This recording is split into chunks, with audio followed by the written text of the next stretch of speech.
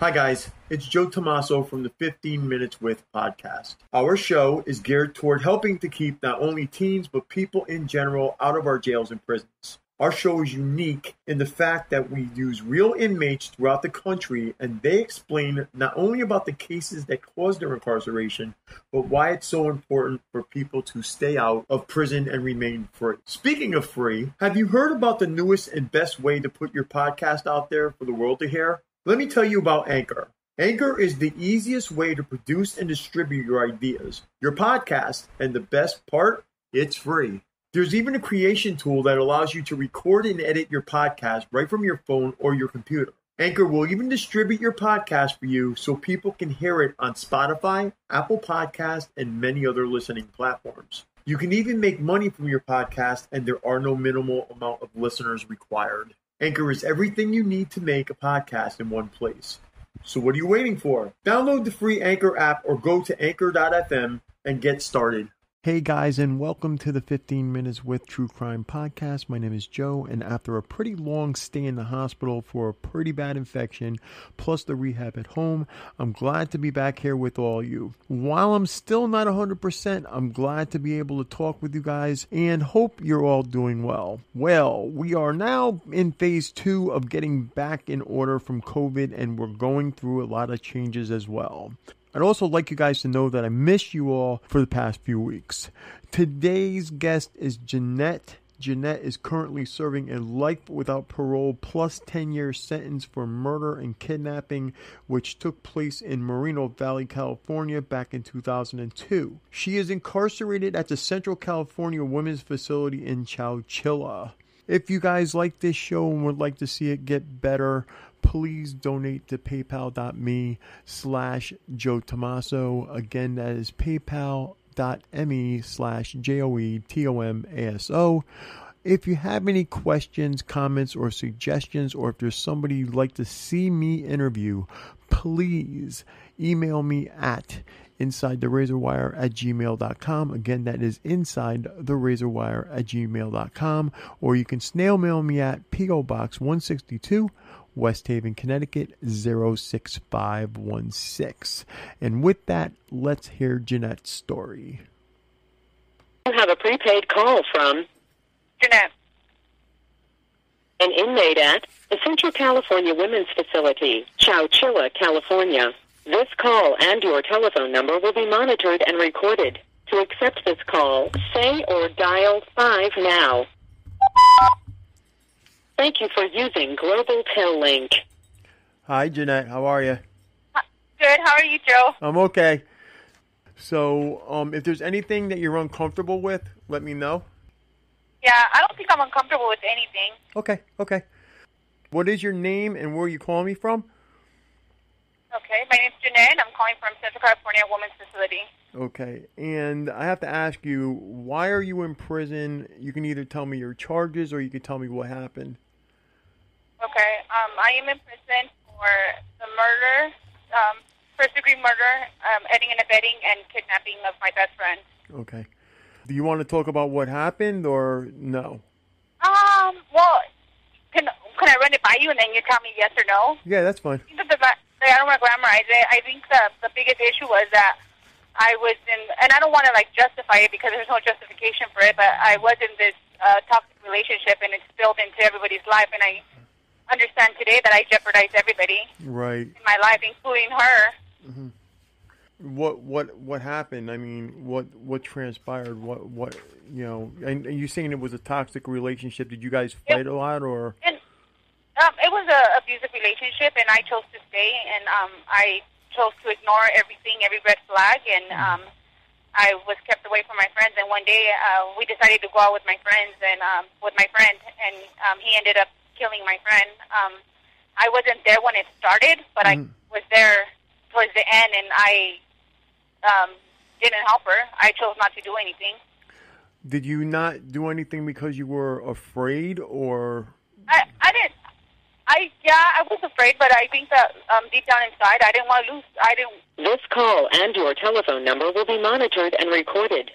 I had been with him for 3 years, and I had a family with him, and right. He was more important to me than anything. And at the end of the day, I chose not to do anything, and I chose not to say anything.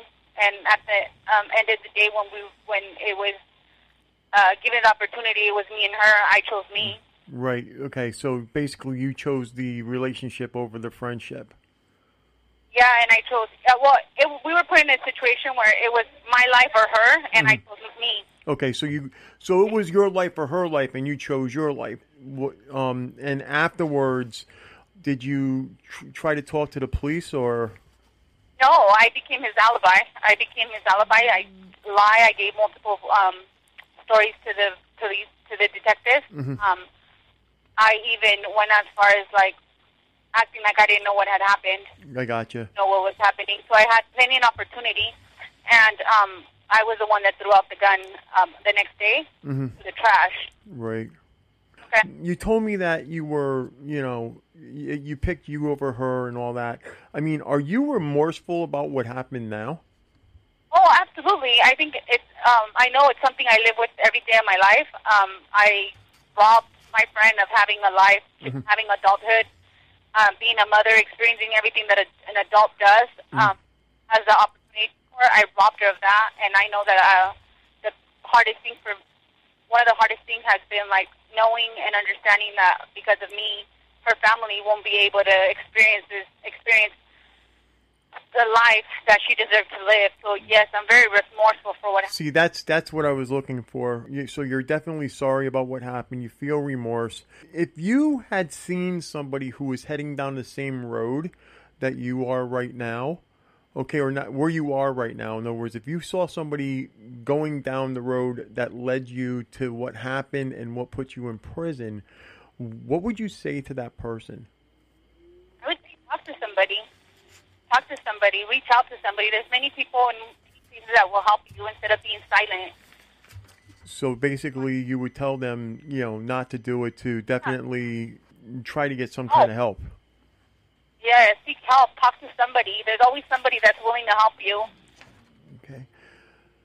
Tell me about life on the inside. You can tell me about some of the, any of the dangers. I mean, I don't know, from a women's institution, most of the people I talk to and my background too, the experiences with male institutions, what type of dangers do you face in a female institution as opposed to the males?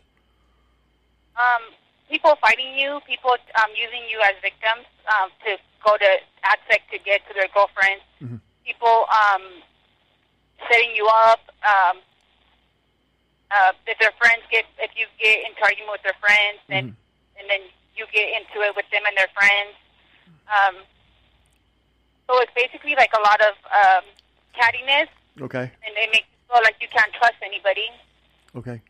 So, do you ever see any type of violence in there at all, or? Yes. You always see somebody getting into a fight, someone getting beat up for no reason, somebody getting hit with a lock, a cup. Okay, so basically, yeah, it's similar to the guys with the lock and the sock and all that. And I know in the male institutions they have to worry about shanks and getting stabbed in there as well. Do you have that in there as well, or no? Yes, there's definitely has been some of that where people have gotten stabbed with tweezers or a can lid.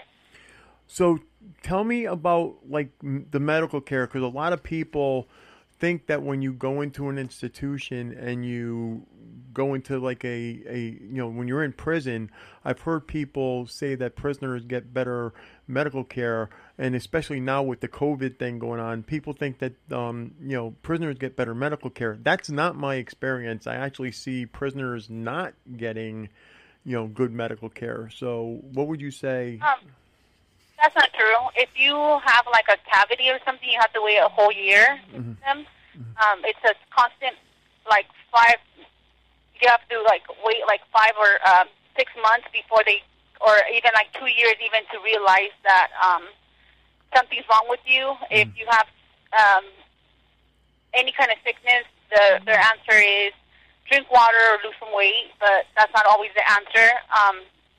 Some people have found out that they had cancer, when they've had a reoccurring issue for the last, 2 years. Mm-hmm. And then by the time they catch it, they end up dying. So, no, our medical is not that great. I didn't think so. I mean, most of the experience, I mean, that's the misconception that the public has is that, you guys get better medical care. And I've never seen that. I've seen people, even with COVID, they wait until the last minute before they take somebody and move them to an outside facility where they can get put on a ventilator, and by then it's too late.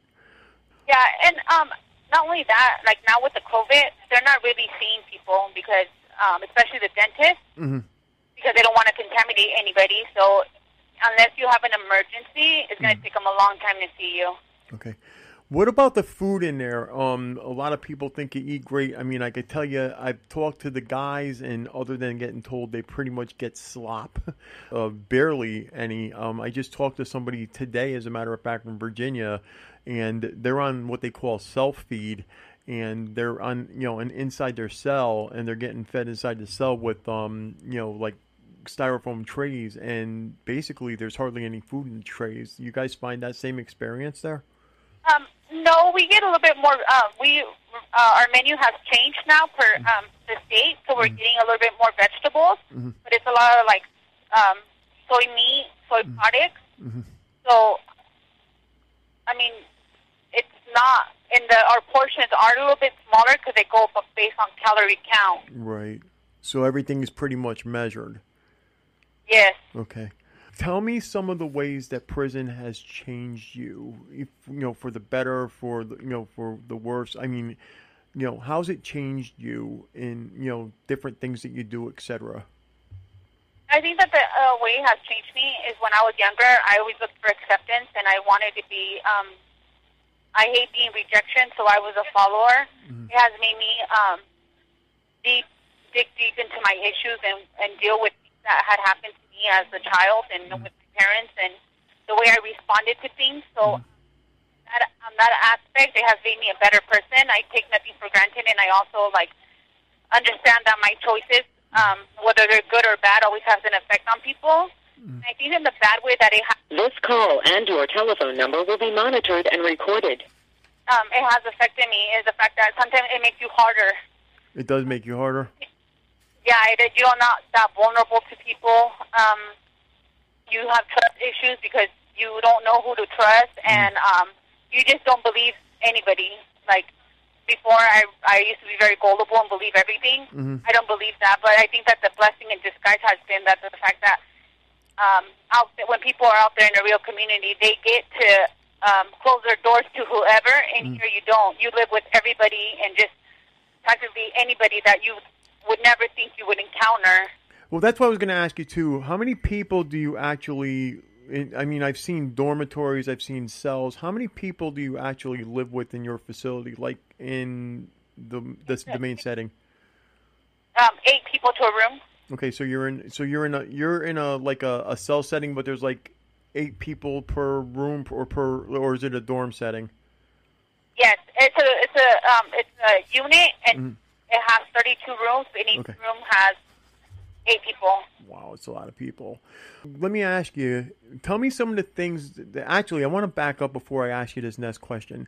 I want to ask you this one, is if you were able to give a message to people on the outside, what would you tell them about, what they should do or the future or, different things? What would you say to people?